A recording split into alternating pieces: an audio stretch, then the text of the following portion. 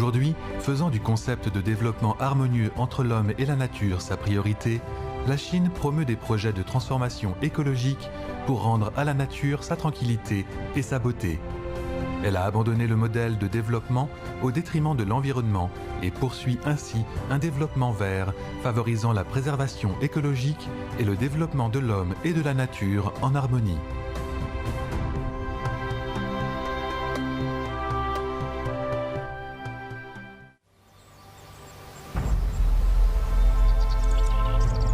Situé au sud de la Chine, le district de Hongshan se trouve dans la partie orientale du Hunan et sur le cours moyen du fleuve Xiangjiang. Il porte le nom du mont Hangshan qui s'y trouve. Le district est un foyer écologique réputé avec une végétation riche, de belles montagnes et un climat agréable. Son taux de couverture forestière atteint presque 50%. En hiver, en tant que garde du parc national de zones humides Xuanzhou de Hangshan, Yang Hui travaille souvent avec ses collègues pour surveiller et enregistrer les populations et le nombre d'oiseaux migrateurs.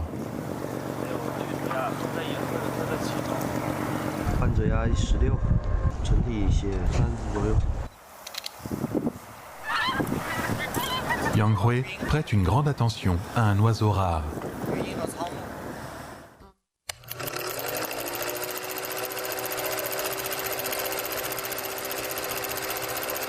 Cette vidéo floue a été filmée il y a 3 ans quand Yang Hui a découvert cet oiseau dans le parc pour la première fois. Il porte un nom impressionnant, le harle de Chine.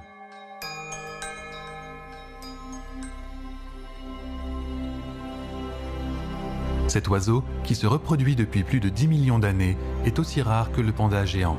Il en reste moins de 3000 dans le monde. Exigeant un environnement avec des eaux de qualité, les harles de Chine sont considérés comme une espèce indicatrice de l'écosystème aquatique.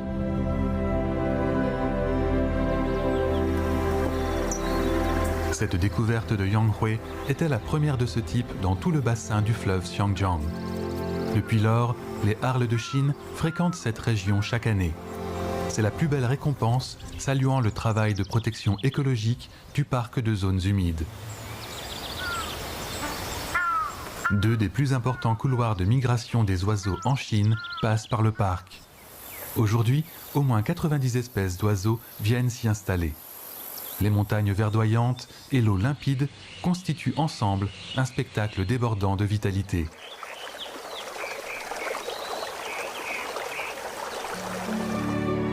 Mais il y a quelques années, la scène était complètement différente.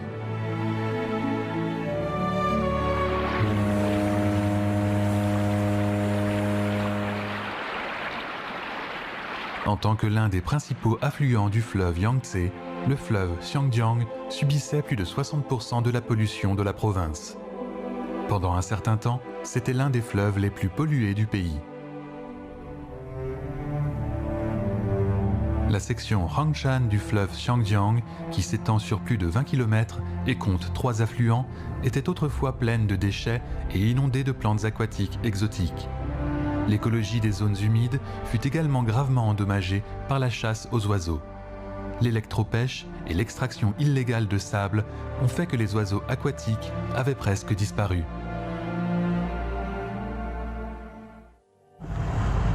Depuis 2014, le district a lancé une campagne de protection de l'environnement pour les zones humides et leurs environs. L'accent est mis sur le dragage et le curage des 3 principaux affluents, ainsi que sur l'application conjointe de la loi avec les départements concernés pour sévir contre les actes illicites.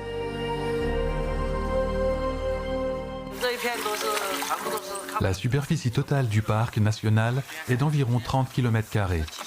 On y retrouve des rivières, des rizières et des zones résidentielles.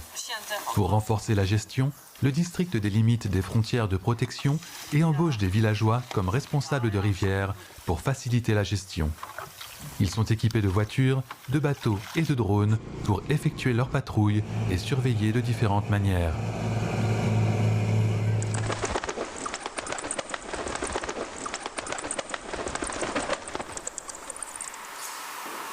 Yang Hui, l'un des premiers participants aux patrouilles, a été témoin des grands changements survenus dans le parc de zones humides. Il en est très fier.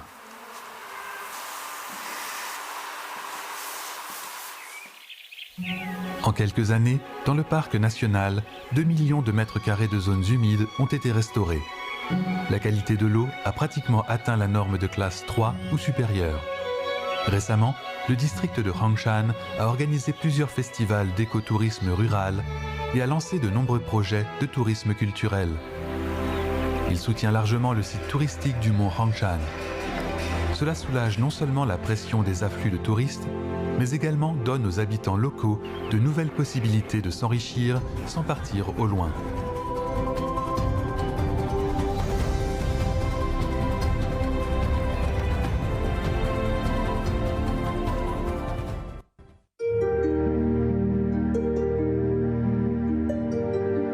Le district de Xuwen est situé à l'extrémité sud de la Chine, dans le sud-ouest de la province du Guangdong. Sur son long littoral, on trouve de nombreux ports et îles et des zones humides de limons fertiles.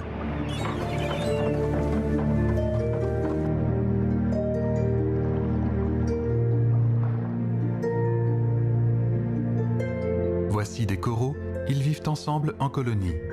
Alors que les anciens meurent, une nouvelle génération de coraux poursuit le cycle de la vie sur les squelettes de leurs ancêtres.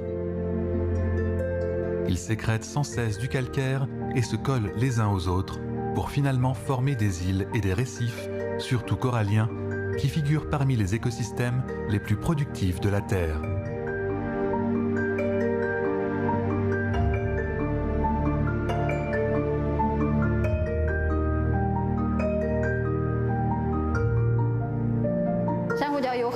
作用，第一个作用就是像树林一样，提供了防风护岸的这样的一个功效。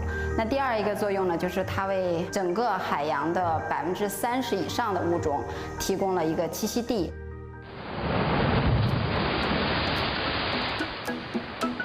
Dans le district de Xuwen, bordé par 372 km de littoral, on trouve les seuls récifs coralliens modernes, développés et préservés le long de la côte continentale de la Chine. Leur superficie est de 109 km². C'est une des réserves naturelles nationales de récifs coralliens de la Chine. Aujourd'hui, Liu Li, professeur de l'université océanographique du Guangdong, dirige son équipe pour enquêter sur les récifs coralliens de cette zone maritime. Comme il n'y a pas de quai construit dans la réserve, la charrette à bœuf est leur seul choix pour monter à bord des bateaux.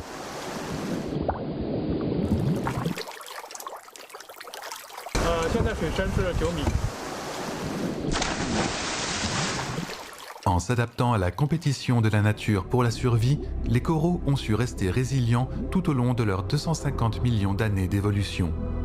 Aujourd'hui, cependant, les récifs coralliens du monde entier sont extrêmement endommagés à cause de la pollution humaine et des changements climatiques. Plus d'un cinquième des coraux ont disparu, créant ainsi une crise mondiale. Les scientifiques doivent trouver une solution pour aider les coraux à faire face à cette crise.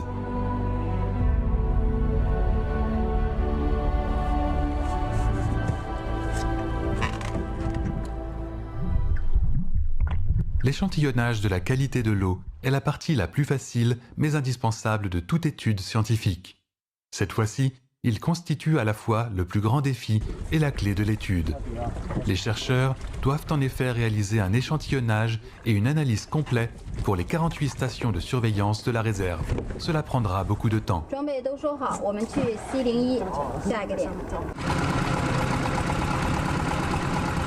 Pour trouver une station de surveillance spécifique dans le vaste océan, Liu Li doit se fier au positionnement par satellite.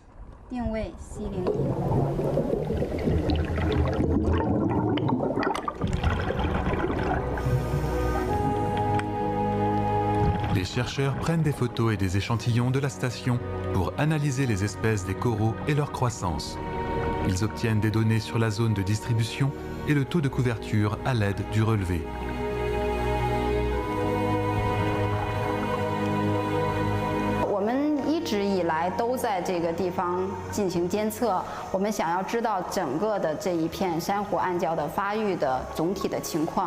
也想着每年进行监测，看看它是变得更好了，还是会有退化的现象。那么如果有退化的现象，我们希望能够找到原因，希望去多方面的进行解决。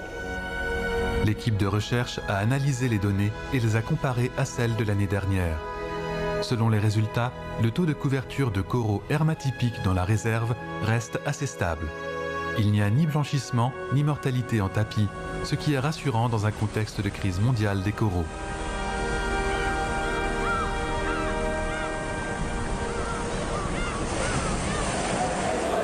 Chaque semaine, les experts de la réserve naturelle nationale des récifs coralliens de Siouan se rendent dans les écoles pour donner des cours de vulgarisation scientifique.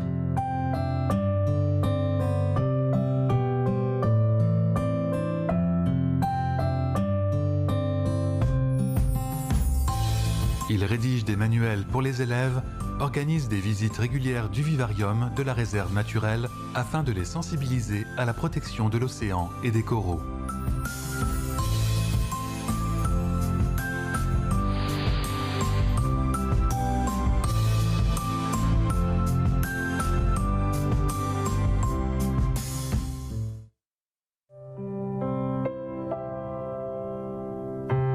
Entourée par la mer sur 3 côtés, la ville de Rongchang, dans l'est de la Chine, est située à l'extrémité orientale de la péninsule du Shandong. En octobre, Chu Rongshui arrive assez tôt au port de Yandunjiao. Il attend que ses invités spéciaux arrivent au rendez-vous.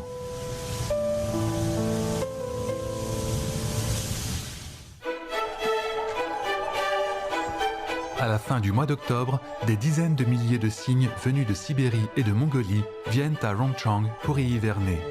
Chu Rongshui, qui vit dans le village de Yandunjiao, calcule toujours le jour exact où les cygnes arrivent. C'est la fête la plus solennelle de l'année pour lui. Lors de ce jour, il se réveille tôt et se précipite sur la plage pour accueillir ses vieux amis. Il garde cette habitude depuis plus de 20 ans.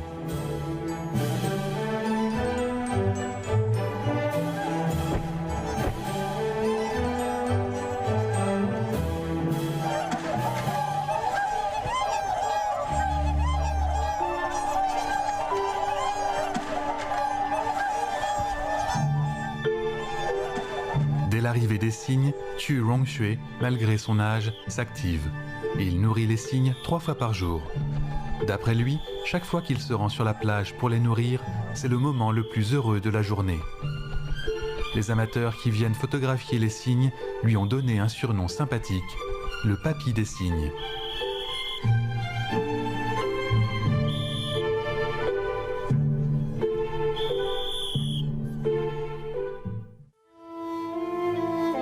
L'histoire entre Monsieur Chu et les cygnes date d'il y a plus de 40 ans. Dans les années 1980, une vingtaine de cygnes se sont posés dans le port de Yandunjiao pour y hiverner.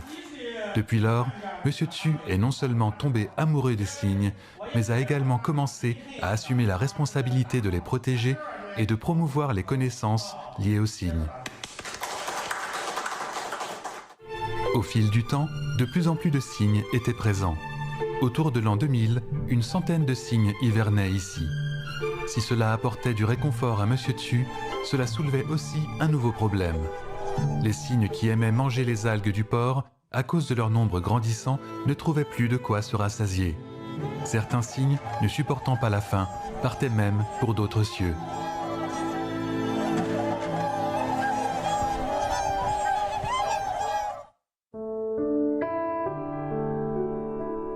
Un jour, alors qu'il regardait la télévision, Monsieur Chu a vu par hasard quelqu'un nourrir des cygnes avec du maïs. Il décida donc d'essayer. Il apporta un seau de maïs à la plage et en donna aux cygnes. Comme prévu, le maïs fut accueilli avec joie. Depuis lors, Monsieur Chu les nourrit ainsi depuis plus de 10 ans. Il a donné des tonnes de maïs aux cygnes.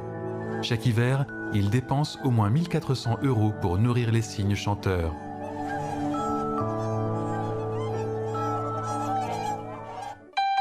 Pour la femme de Chu, il a fallu du temps pour accepter ce sacrifice.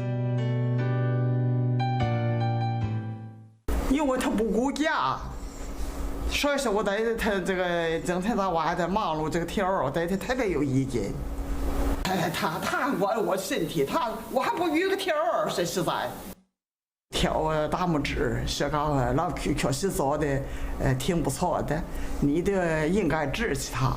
我通过他们这些人的，都来说我这个思想也有了改变。这不是有时间了，我支持，我打量支持。Mobilisés par Monsieur Tu, les villageois du village de Yandunjiao s'engagent dans la protection des cygnes. Le village désigne une équipe pour nourrir les cygnes, patrouille et nettoie les déchets sur la plage, soulageant ainsi le fardeau de Monsieur Tu. Peu à peu, les cygnes chanteurs ont pris Yandunjiao comme lieu d'hivernage.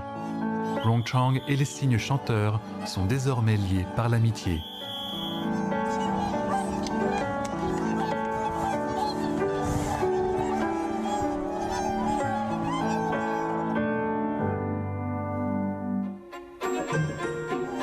De plus en plus de cygnes viennent hiverner à Rongchang.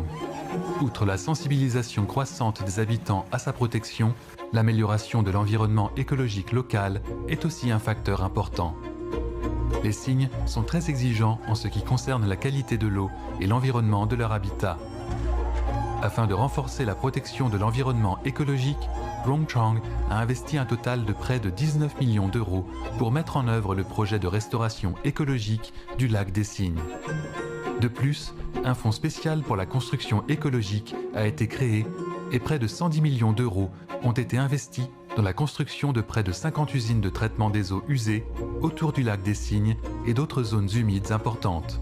Des réglementations ont été introduites pour stipuler qu'aucun projet commercial ou résidentiel ne serait approuvé dans un rayon de 500 mètres autour de la réserve et qu'aucune entreprise générant un bruit important et émettant des gaz toxiques et des déchets ne pouvait être construite dans un rayon de 500 à 1500 mètres.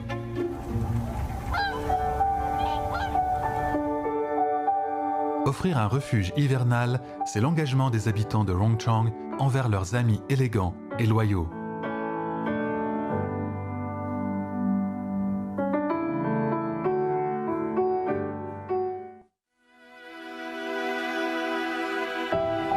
Dans la partie nord-ouest d'Ordos, en Mongolie intérieure, au nord de la Chine, se trouve la bannière de Hangjin, où le désert de Kubutsi s'étend de l'est à l'ouest.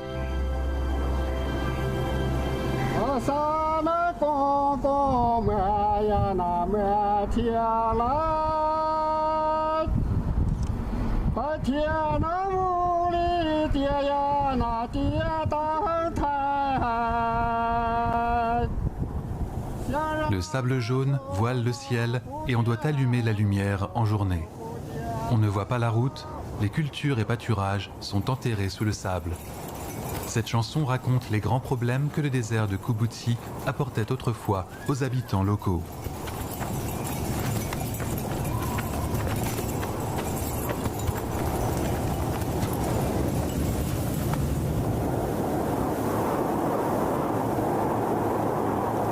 Le désert de Kubutsi est situé sur le côté sud du coude du fleuve Jaune. En tant que 9e plus grand désert du monde, il est le désert le plus proche de Beijing. La bannière de Hangjin est située au milieu de ce désert, où 70% des terres étaient autrefois recouvertes de sable mouvant. Bai Fuhua, originaire de la région, utilise sa caméra pour enregistrer la transformation du désert.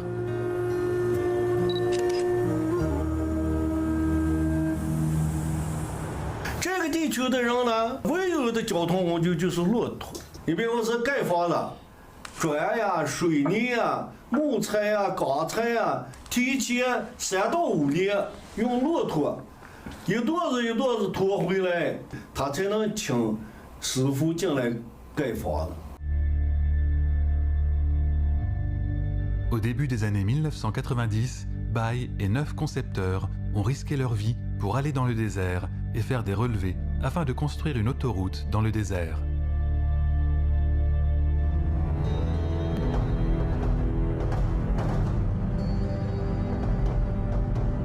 Pendant 5 ans, après avoir réalisé mesures et calculs détaillés, Bai Fuhua et son équipe ont finalement conçu une autoroute à travers le désert. En juin 1997, les travaux de l'autoroute Siwu, reliant le canton de Sini de la bannière de Hangjin et le canton de Wulashan de Bayan Nur ont officiellement commencé. cette route de 115 km fut construite pour réduire la pauvreté.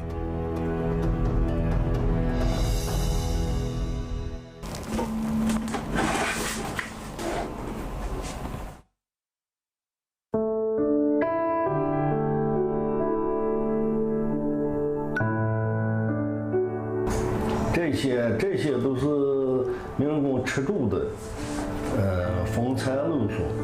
像这些了，这两个老人啊，这70多岁了，这俩老人亲自上这个大会展现场参加大会展。Cette photo montre la difficulté des villageois durant la construction de l'autoroute. 一天晚上就到五六次或者7、8次地方，如果不到地方了，就啥把你卖了，你这第二天出都出不来了。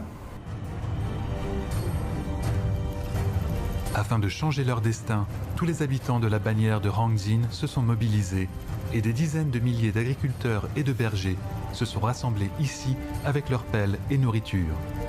Pendant 3 ans, ils ont construit l'autoroute en luttant contre les sables mouvants. L'autoroute de Siwu fut finalement achevée et ce corridor vert est apparu au fond du désert.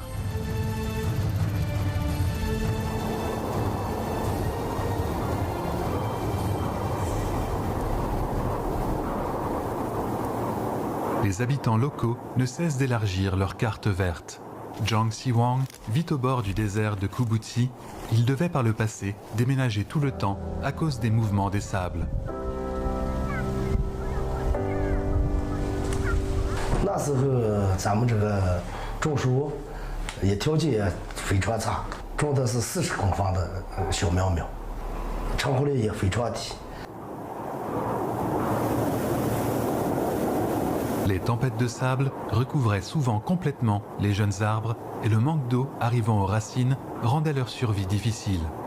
Il a fallu à Zhang Xiwang et aux villageois plus de 10 ans pour trouver un modèle de plantation adapté à l'environnement local.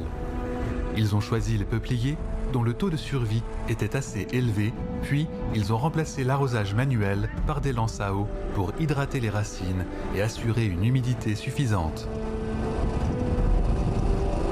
水畦种植法，它是从挖坑、栽种、回填、浇水，这4步是一次性完成，种的速度又快，成活率有成倍的增长，成活率是85%以上。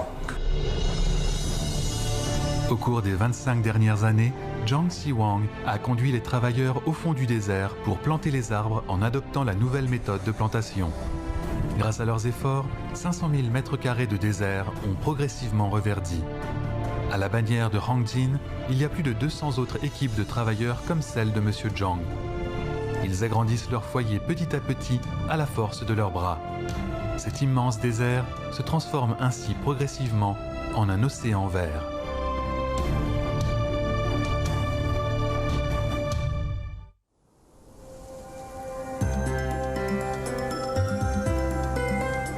Le district de Dulan est situé dans l'ouest de la Chine, au sud-est du bassin du Qaidam. La faune sauvage du plateau semble préférer le district de Dulan.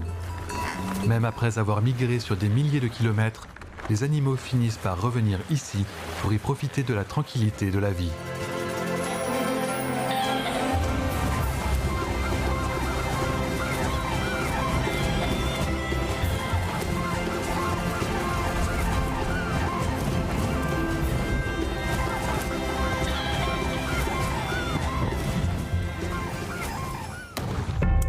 Cependant, par le passé, la tranquillité du plateau était brisée par les balles des chasseurs. Dans les années 1990, des braconniers chinois et étrangers ont afflué à Dulan. Ils y tuaient les animaux afin de gagner de l'argent illicitement.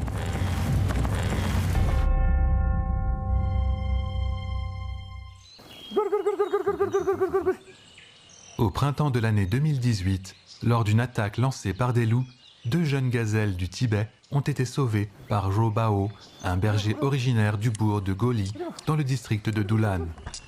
Depuis ce jour, 2 nouveaux membres font partie de sa famille. 这2个还是救助特别成功，因为它的这些毛色啊各方面他还是胃内的这些它的环境呢，这些特别适应了，它的精神都好。 Pour les bergers, les animaux sauvages sont leurs compagnons et les maîtres du plateau. Alors que les braconniers tentaient de rompre cet équilibre, la protection de la faune sauvage était devenue une nécessité pour les bergers qui souhaitaient sauvegarder leur foyer. Afin de construire un refuge pour les animaux sauvages, il y a 10 ans, Zhou Bao a converti les pâturages qui lui étaient alloués par le gouvernement en une station de sauvetage de la faune.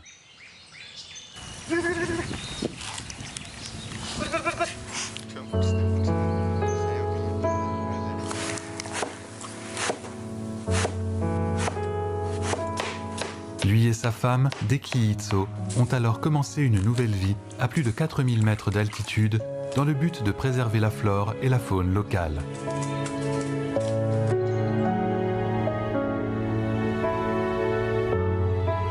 Zhou Bao et sa femme se consacrent pleinement à la lutte contre les braconniers et au sauvetage des animaux sauvages blessés.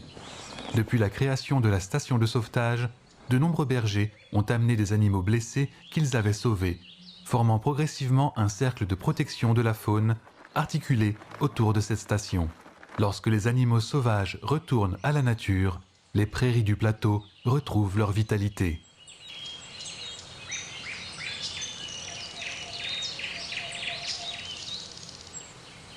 C'est 这就是我们的国家的一个财产，我们民族的一个财产，其实我们地方的一个财产。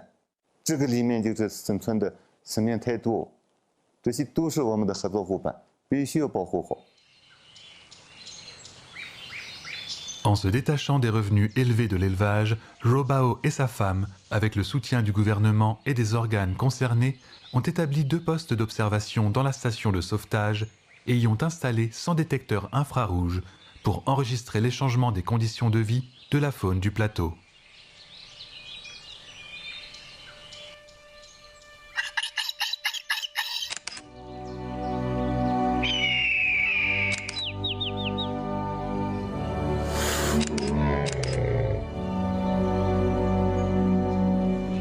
Il y a une 50aine d'espèces d'animaux sauvages dans le secteur. Mais quand Zhou Bao découvrit des traces des léopards des neiges, sa joie fut immense. Les léopards des neiges, espèces en voie de disparition, sont encore moins nombreux que les pandas géants en Chine.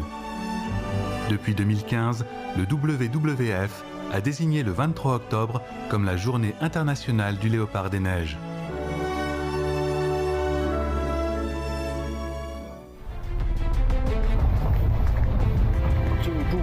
En mai 2018, les bergers locaux ont informé Zhou Bao de la découverte d'un léopard des neiges blessé près de leur pâturage.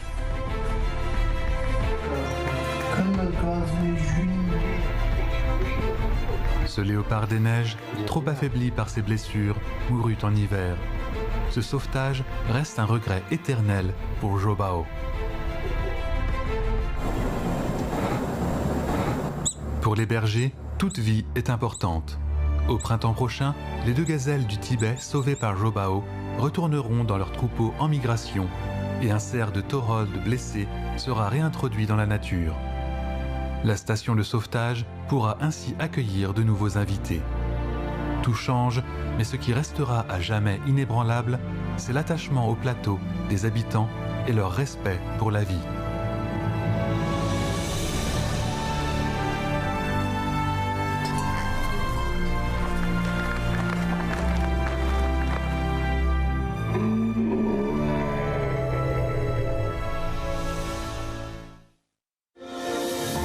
L'homme et la nature n'ont jamais été 2 blocs distincts. La nation chinoise préconise depuis toujours le respect et l'amour envers la nature. Depuis des milliers d'années, les Chinois poursuivent le développement harmonieux entre l'homme et la nature. L'écosystème varié et l'écologie humaine inclusive s'inspirent et s'épanouissent dans une parfaite harmonie sur le vaste territoire chinois.